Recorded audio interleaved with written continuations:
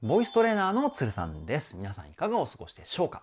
今回の動画はですね、SnowMan 渡辺翔太、音のなる方へミュージックビデオ、こちらを見て歌声分析をしていきたいと思います。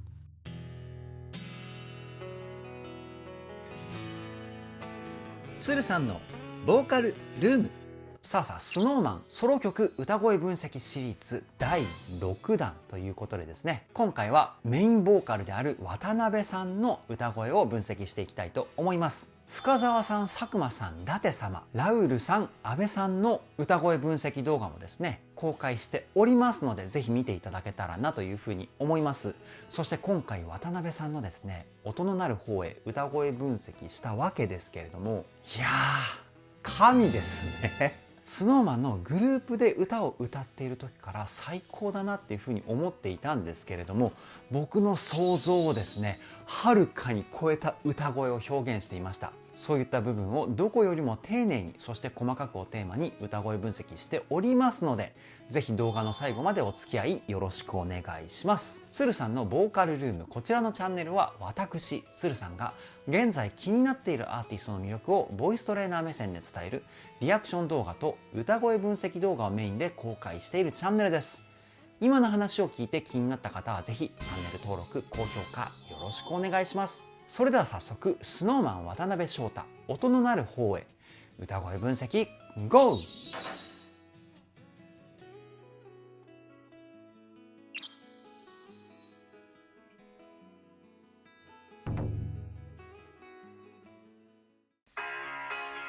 わ、軽快な感じ。かっこいい。スウェットを着ている渡辺さんかな。なんかね、すごくプライベート感があって新鮮ですね。そして楽曲、めっちゃテンポ感がいいですね。こう弾んだリズムがすごく癖になるというか、続きいきますよ。うわ、いい声。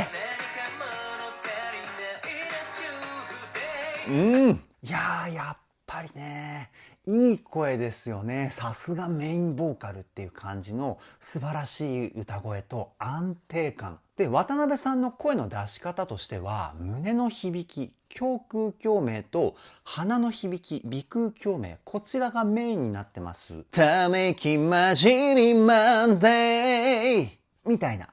僕がやるとこういう感じの声になるかな。で、口の空間をあまり使わない、あるいは口をそこまで大きく開けない状態で歌うのが渡辺さんの特徴かなっていうふうに思います。この歌い方がですね、唯一無二な雰囲気を作り出しているっていうふうに僕は思います。もう一回聞いてみましょ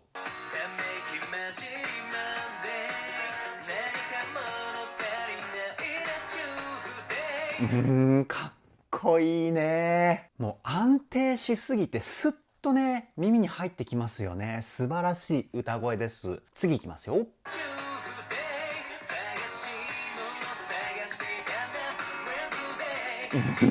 かっこいいね。Wednesday とかね、こういう難しいフレーズもさらっと歌っちゃう渡辺さんの歌のレベルの高さ。そして子音をですね、全体的に強めに発音してるんですよね。子音を強く発音することによって、その部分が強い音、アクセントに変わります。アクセントが生まれるから、この歌声の躍動感につながってるんですよ。もう一回聞いてみましょ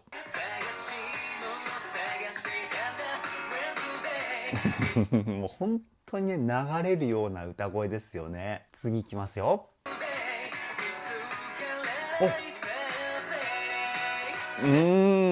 Thursday ここね、裏声にひっくり返した歌い方もね、すごく色気を感じますよね。で、今途中で音を切るテクニック、スタッカートっていうものを使ってます。スタッカートを使うことによって、今までよりもさらに弾んだような歌声の雰囲気を表現しているんですよね。もう一回聞いてみましょう。見つからないさせ。こんな感じの歌い方。前半で一つ一つの音をこう切るような感じで歌ってるんですよね。そうすると前半部分が弾んだようなニュアンスが出てきて、後半のサーズデイの部分で音を伸ばすような感じで歌うことによって、そこにこう引き込まれるような雰囲気が出てくるというかね、素晴らしい。次いきますよ。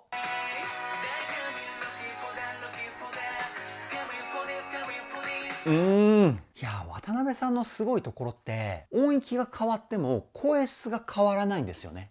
で、もっと言うと、声量もそこまで大きく変化しないんですよ。すごく粒立ちがいい歌声というか、これものすごいテクニックですよ。もう一回聞いてみましょう。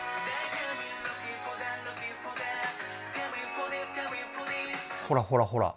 今のところそこまで大きく音域は移動していないんですけど、声の性質上低い音域は声が太くなって、高い音域は声が細くなるっていう特徴があるんですけど、どの音域を聞いても渡辺さんの声っていう個性が確立してるじゃないですか。これはものすごく素晴らしいことで、どういう風な声の出し方をしてるかというと、音域が変わっても声を出す方向を一定にキープする。こういったテクニックが必要になります。さっき言った低い声が太く、高い声が細く。これ、声の方向どういう風に変化するかというと、低い声は下、高い声は上っていう風に変化するんですよね。で、声のイメージが上に上がると声が細くなるし、下に下げると声が太くなる。こういうものが無意識でですね、声の特徴として存在するんですけど、これを渡辺さんはですね、音域が変わっても先ほど言った通り、いい意味で無視して同じ方向でキープしてるんですよね。これが渡辺さんの歌声の安定感の理由の一つです。次いきますよ。いいね。で、今のところまた音域がちょっと上がりましたけど、声質変わってないですよね。先ほど言った音域が上がっても声を出す方向を一定にキープしてる。このテクニックを使ってるからなんです。もう一回聞いてみましょう。いや、ここまで安定した歌を歌えるボーカリストって日本に何人いるんだろうっていう感じですよね。まさに最高峰のボーカリストだと思います。次いきますよ。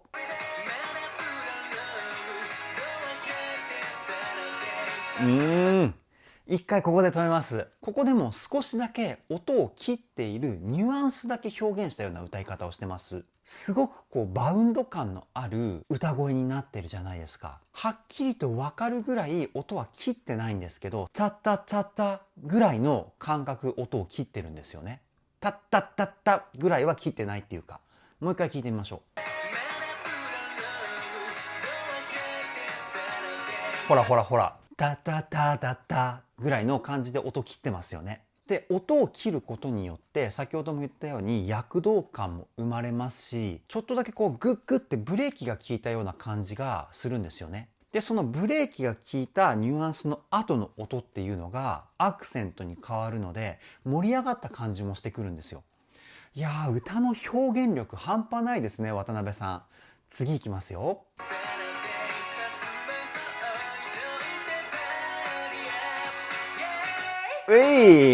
今のところはあえてスタッカートを使わなくて伸ばす感じで歌ってサビに雰囲気をつなげてるっていう歌い方ですよね。もう一回聞いてみましょう。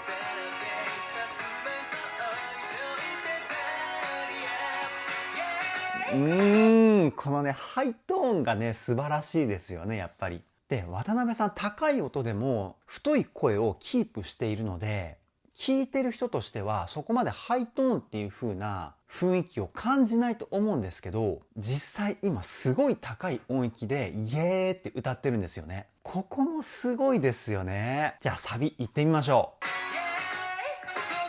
う。うわ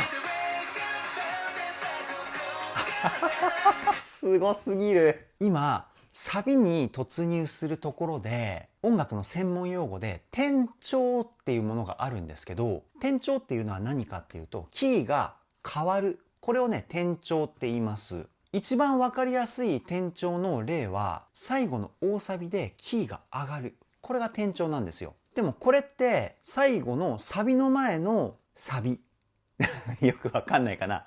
転調する前のサビのメロディーの雰囲気がわかるからこそ転調しても割と歌いやすいんですけど、今みたいに B メロからサビに突入するところのここのサビで転調するって雰囲気が一気に変わるので非常に音が取りにくいんですよね。で、レコーディングだからバラ撮りしてんじゃないのっていう風に思う方もいるかもしれないんですけど、実際これをライブとか生で歌ってる場面を想像するとですね、これはものすごく難易度の高い歌なんですよ。実際生で通して歌えないとレコーディングも B メロとサビで全然雰囲気が違うとかいう風になってしまうので、おそらく渡辺さんこの曲ものすごい練習して歌いこなしたんじゃないかなっていうふうに僕は推測します。もう一回 B メロからサビの雰囲気の違い、ここに注目して聞いてみてください。いきますよ。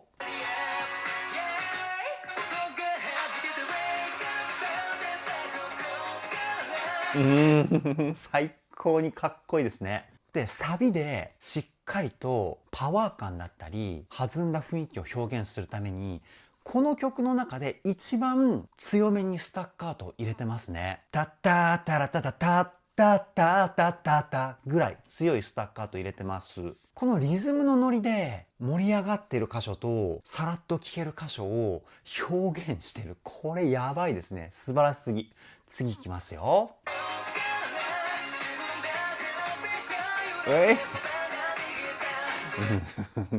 これはね、すごく難しい曲ですね。まず音を取るのがやっぱり難しいですね。A メロ B メロはそこまででもないと思うんですけど、サビがね恐ろしく難易度が高いです。いやー、これすごいですね。もう一回聞いてみましょう。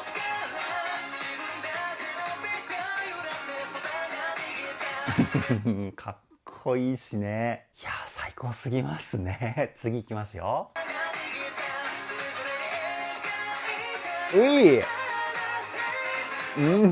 裏声もすごく綺麗ですよね。で、裏声の部分なんですけど、ふわっとした雰囲気がありつつ、声に地声に近いような芯がありますよね。この声はですね、ミックスボイスっていう地声と裏声の中間の声なんですよね。で、その中でも裏声がメインなんですけど、うっすら地声の芯を混ぜたようなミックスボイスを使ってます。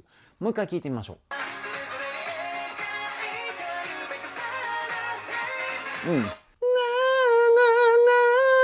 こんな感じかな、僕がやると。おそらく完璧な裏声で今のフレーズを歌うと、このノリのいい雰囲気と合わないっていう風に判断したんじゃないかなっていう風に僕は推測します。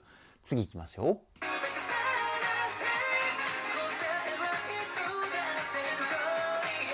やっぱりハイトーンになってもこの余裕のある感じが最高にかっこいいですよね、渡辺さん。もう一回聞いてみましょう。いやー、最高ですね。やっぱりソロで一曲通して歌ってるからこそ伝わってくる魅力がね、素晴らしすぎます。次いきますよ。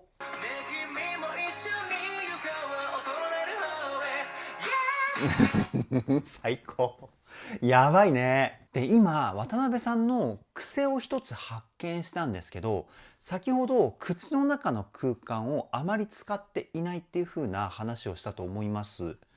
おそらくこの理由としては、渡辺さんの中で口の中にあまり力を入れたくないんじゃないかなっていう風に思うんですよね。で、口の中に力をあまり入れない代わりに全体的に子音を強めに発音してるんですよ。この子音の発音の仕方が渡辺さんの歌のワイルドな雰囲気を作り出してるんじゃないかなっていうふうに僕は推測します。そこがね、めちゃくちゃかっこいいですよね。次いきますよ。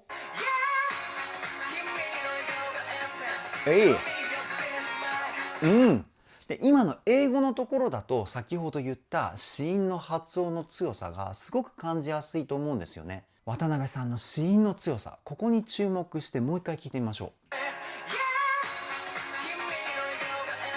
ほらほらほらほら、Show me ya みたいな感じですごく子音が前に出てますよね。ここがね、最高にかっこいいです。次いきますよ。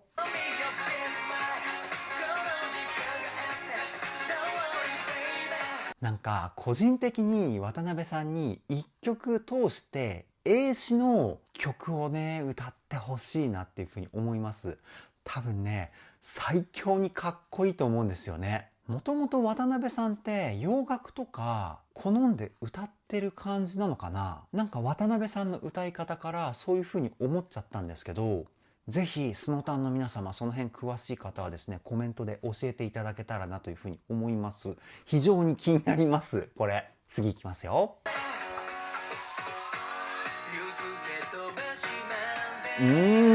サビからの音域のこのねダウンの仕方がねすごいですよね。ですごく音域が下がってるのにやっぱり声質変わらないじゃないですか。すごすぎます。これはもう一回聞いてみましょう。ほらほらほら、素晴らしすぎますね。どういう風な声の方向のイメージで歌っているかっていうと、こんな感じかな何度ぐらいだろう、70度ぐらいかな。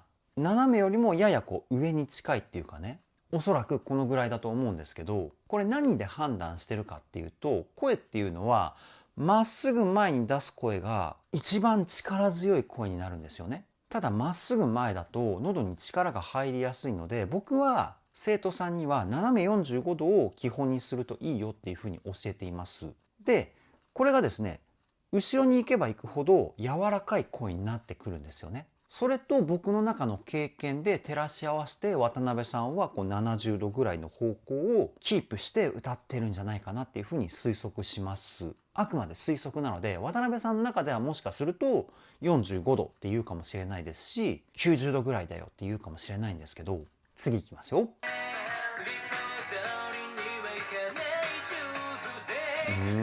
すごい聞きやすい声ですよね。こう聞いていてホッとします。僕もう一回聞いてみましょう。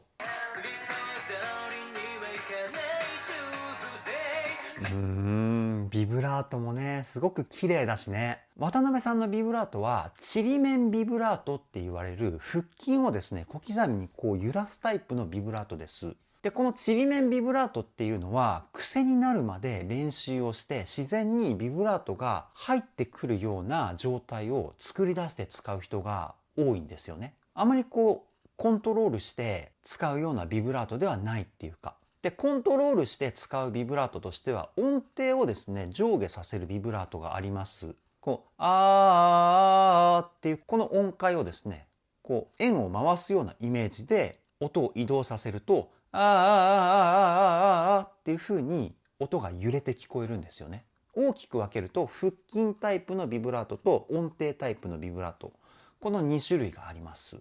渡辺さんはね腹筋タイプのビブラートを使って歌っています。次いきますよ。いやなんかね油断すると聞き入っちゃってそのままずっとね聞いちゃいそうなぐらい魅力的な歌声ですよね。でものすごい細かい話なんですけど、やっぱりねこの「ウェンスデイ」ここの音の動きものすごく滑らかじゃないですか。これね僕やっぱりすごいなって思って、なんでこんな滑らかに聞こえるかっていうと、前半でも言ったように歌を歌っていて音量の変化がいい意味でないんですよね。だから音の粒立ちがいい。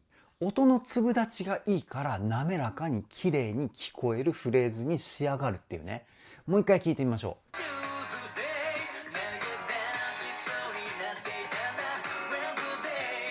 ほらすごい滑らかですよね。もうね芸術の域に達してると思います、この滑らかさは。次いきますよ。で今のフレーズ聞いて思ったんですけど、さっきちりめんビブラートって癖で使うっていう風な話しました。でも今のところはビブラートが使われていないんですよね。もしかしたら癖じゃなくて渡辺さんは腹筋のビブラートをですね自分でコントロールして使ってる可能性がですね出てきました。可能性が出てきたっていうか、おそらくコントロールして使ってますね。いやこの域に到達するには本当に僕では想像できないぐらい歌を練習してるんじゃないかって思います。もう一回今のところ聞いてビブラートをしていないフレーズ、ここを皆さん探してみましょう。いきますよ。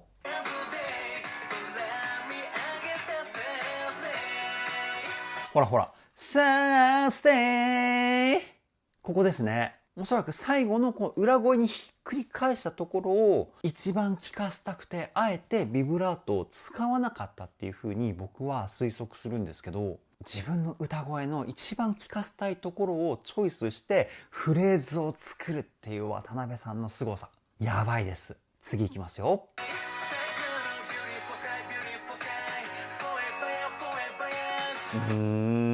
やっぱり英語が入ってくるとね、僕テンション上がりますね。個人的には渡辺さんの歌声の魅力は英詞でね、さらに発揮されるんじゃないかっていうふうに思うんですけど、超かっこいいですね。もう一回聞いてみましょう。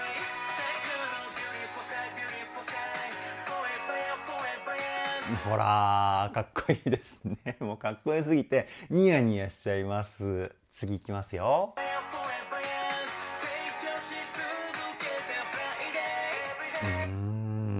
いやー、どういう風な練習してんのかな、渡辺さんは。この歌声の安定感につながるまでの渡辺さんの道筋、ここがね、僕すごく気になりますね。そういう風にね、思ってしまうぐらい魅力的な歌声です。次いきますよ。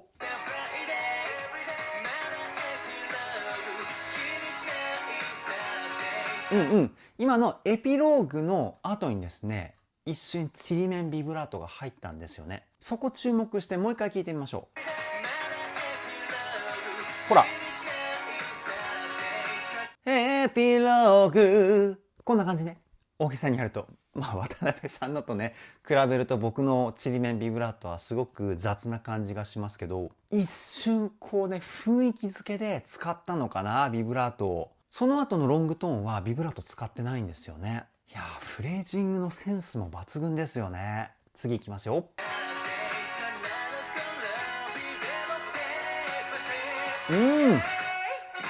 今のところはですね、スタッカートといえばスタッカートなんですけど、音楽の専門用語で休符っていうものがあります。多くのね、スノタンの方々知ってるワードだと思うんですけど、歌で休符を表現するにはちっちゃい「つ」を入れます。トラックとかやっぱりとか、このちっちゃい「つ」。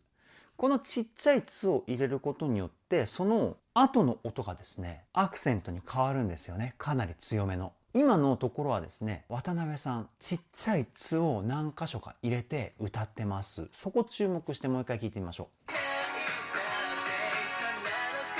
ほら。みたいな。僕はあんまうまく切れないな。転びみたいな感じでですね、ちっちゃい「つ」が入ってるんですよね。で、ちっちゃい「つ」を入れるためには息を止める必要があります。息を止めて無音状態を作ることによってちっちゃい「つ」を表現して休符として成立させるんですよね。いや、すごい細かいところまで考えて歌ってますよね。次いきますよ。いいね。やっぱこうサビで一気に明るくなるこのね、シーンがガラッと変わった雰囲気たまらないですよね。次いきますよ。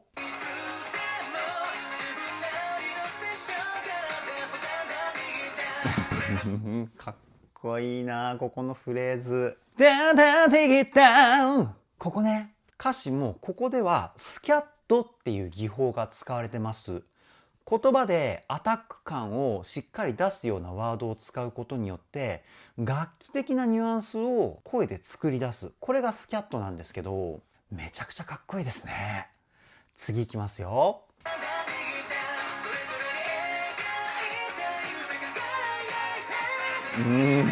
歌で同じ雰囲気を2度表現するってものすごく難しいんですよ。やっぱり人間なので、一回歌った歌の雰囲気ってやっぱ変わりやすいんですよね。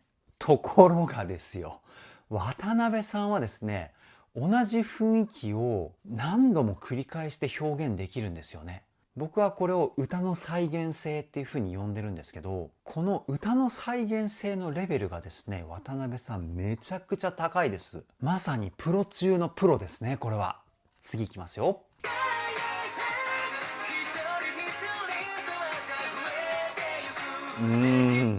すごいですよね。もうね、すごすぎて、歌声分析動画なのにもうすごいしか出てこないです。もしも仮に渡辺さんレベルの人がですね、僕のレッスンを受けに来たら、言うことは何もありません。素晴らしすぎますって言って、逆にね、レッスン断っちゃうかもしれない。それぐらいのレベルです、渡辺さんは。もう本当にね、言うことがないぐらい素晴らしいですね。次行きますよ。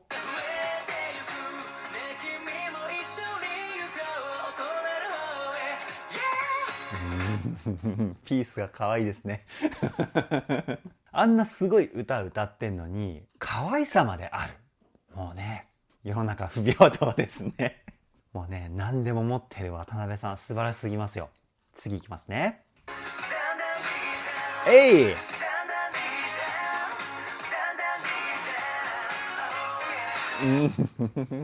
きなだんだんディギタンが連呼されるとね、もうニヤニヤしちゃいますね。次は C メロがあるのかな、聞いていきましょ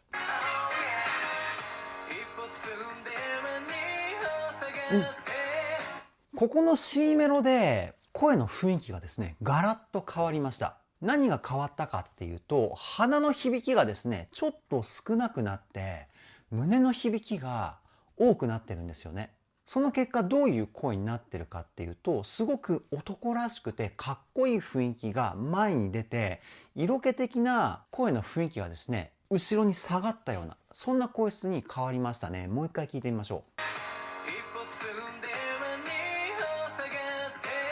ほらほらほら。それでここでは口の空間、口腔共鳴の響きが少し多くなってます。その結果、すごく言葉の一つ一つの輪郭がですね、クリアになってるんですよね。いや、声の響きのコントロール力もうやばいですね、渡辺さん。もうできないことないんじゃないかな。次いきますよ。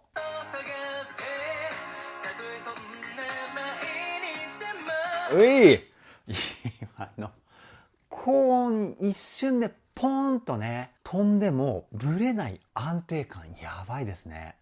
ほんと一瞬ですよ、今の高い音。で、音域も相当高いはずなのに、すごくふわっとした雰囲気も表現してるし、いやー、やばいですね。もう一回聞いてみましょ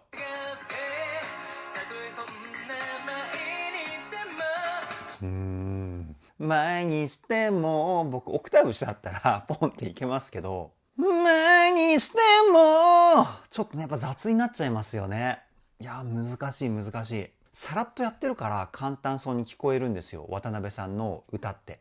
でも実際歌ってみると相当難しいことやってるんですよね。ここがね、最高にかっこいいですよね。次いきますよ。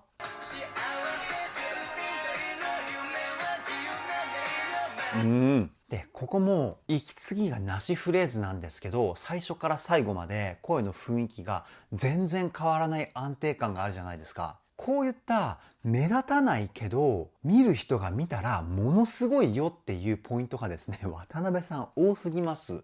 もう一回聞いてみましょう。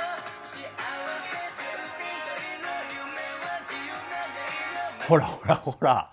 最初の声の雰囲気と後半の声の雰囲気全く変わらないですよね。これ後半少しくらい苦しそうな雰囲気だったり出てもおかしくないんですけど、最後の1音までまるで今息を吸って歌い出したかぐらいのリラックスした雰囲気出てますよね。すごすぎます。次いきますよ。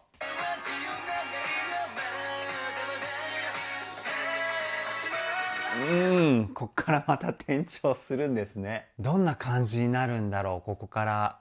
僕の予想だと、転調した雰囲気が来て、落ちサビが来て、一番盛り上がった雰囲気のサビに繋がっていくみたいな展開を予想してるんですけど、さあ、どうなるんでしょうか。行ってみましょう。違った。だんだんディギダン、これ僕の好きなスキャットなんですけど、予想と全然違いましたね。落ちサビすら来なかったですね。で、ワンクッションを挟んで、もしかしたらね、僕の予想が当たるかもしれないんで、まだ時間もね、1分弱ありますし、行ってみましょう。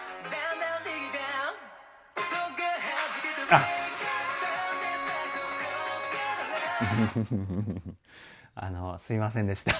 全然違いましたね。ただサビを歌ってるバックで超ハイトーンで伸ばしてる歌声も渡辺さんですよね。こういった歌の展開って R&B とかによく多くて、最近だと結構 K-POP とかでも多いかなっていうふうに思うんですけど、もうほんとオールラウンダーですね、渡辺さんは。次いきますよ。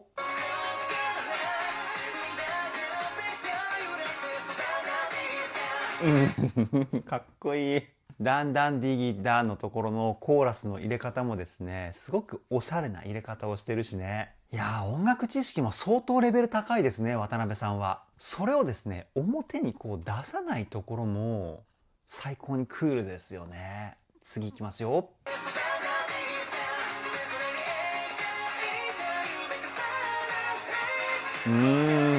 いやー、すごいね。本当にすごいです。もう弟子入りしたいぐらい。本当にすごい。もうこれしか出てこないです。素晴らしい。次いきますよ。うい。あ、そう。今ちょっと静かになったじゃないですか。さっきのおつサビってこういう雰囲気のサビが来ると思ったんですよ。来なかったけどね。すいません。腰を折ってしまって。聞いていきましょう。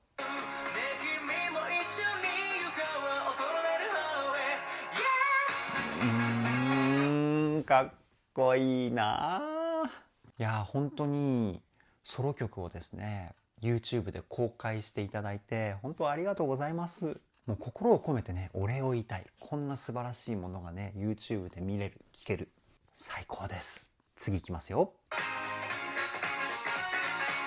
はい、